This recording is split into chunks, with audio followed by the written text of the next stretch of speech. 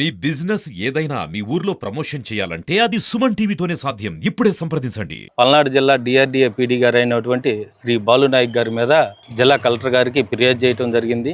ఆ ఫిర్యాదులో డిఆర్డీఏ సిబ్బంది ఎదుర్కొంటున్న సమస్యల మీద ఆ డిఆర్డీఏ సిబ్బందిని ఏ విధంగా అయితే వ్యక్తిగతంగా దూషించడం, భౌతిక దాడులు చేయటం, ఇలాంటి సంఘటనల మీద ఫిర్యాదు చేయడం జరిగింది. అయితే ఇదే విషయం మీద గతంలో కూడా లతోటి శివశంకర్ గారికి ఫిర్యాదు చేసినాము.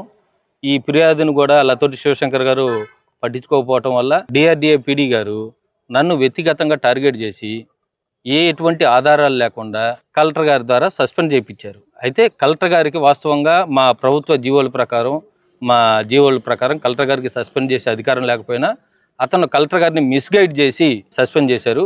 అయితే దీని మీద నేను హైకోర్టుకి వెళ్ళడం జరిగింది. హైకోర్టులో రిట్ పిటిషన్ చేసిన దాని మీద రిపోర్టు ఇవ్వమని అడిగారు.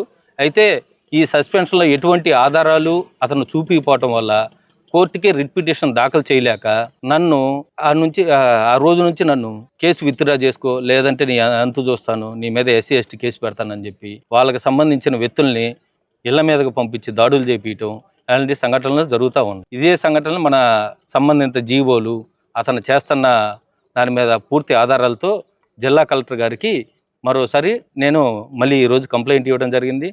వెయిట్ చూస్తాం, దీని మీద కూడా ఎంక్వైరీ జరగదో లేకపోతే ఏమైద్దో. జరగకపోతే కలెక్టర్ గారు జేసీ గారికి రాశారు. జేసీ గారిని ఎంక్వైరీ చేసి దీని గురించి తొందరగా నివేదిక ఇవ్వమని చెప్పారు. అయితే జేసీ గారికి నేను అన్ని ఆధారాలు కూడా ఇవ్వడం జరిగింది. జేసీ గారి ఆధారాలనే మొత్తం ఇచ్చినాం. ఆ తర్వాత చూడాలి, వెయిట్ చేయాలి. ఇప్పుడన్నా అతని మీద చర్యలు తీసుకుంటారో లేదో. అతను ప్రభుత్వం నుండి వచ్చే నిధులన్నీ తన సొంత వ్యక్తుల ద్వారా డ్రా చేయటం, గ్రామాల్లో ఎటువంటి మండలాలకు కానీ దేనికి కానీ నిధులు పంపించకుండా తన సొంతానికి వాడుకోవటం, మండలాల నుంచి నిధులు తీసుకొచ్చుకొని వాడుకోవటం, ఇలాగ మిస్గైడ్ చాలా చేస్తున్నారు. దాదాపు సుమారు 4-5 కోట్ల రూపాయలు అతను అవినీతి చేశారు. ఈ ఆధారాలను కూడా త్వరలో ఏసీబీ వారికి కూడా